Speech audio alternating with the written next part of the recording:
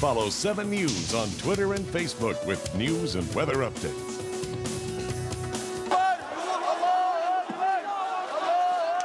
Things turned ugly in Cairo today as anti-government demonstrators and pro-Mubarak supporters met face-to-face. The two sides pelted each other with stones, bottles, and firebombs. There were reports of many injuries and even death. The army took no action as the fighting intensified, but did fire occasional warning shots.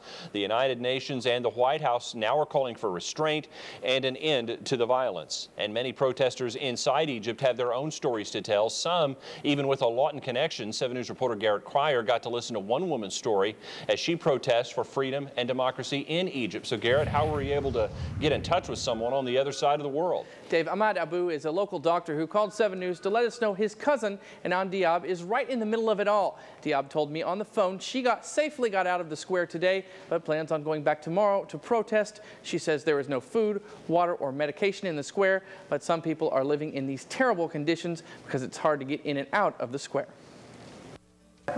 Ahmed Abu stays glued to his television these days, watching every development in Egypt, worried for his relatives. I'm very scared.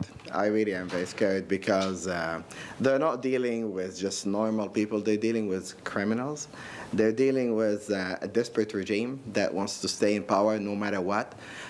Whether they have to kill their own people for that, they'll do it. And one of those people is Abu's cousin, Hanan Diab. We can't leave. It's very difficult to leave the square because what's happening is the thugs are all around the square, so none of us would be able to leave anyway.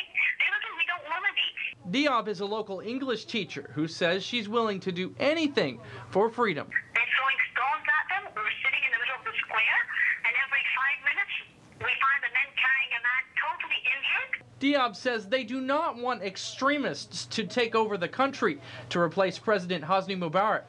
They just want democracy. Nobody wants the Muslim Brotherhood to run the country. Okay. We're not doing this for the Muslim Brotherhood to run the country. We're doing it to have a real democracy. Which is something that Abu says makes him proud. It's a very tough situation, but this is one of the few times that actually I'm very proud of these people on how they are willing to do whatever it takes for the freedom. Says he was just in Egypt just a few days before the protests began. He said he would like to eventually go back, but he believes it would be too difficult to get into the country now. Back to you. And Diab added that things have actually gotten more tense in the last day. She expects that intensity to pick back up, and by Friday expects some 1 million protesters in the square.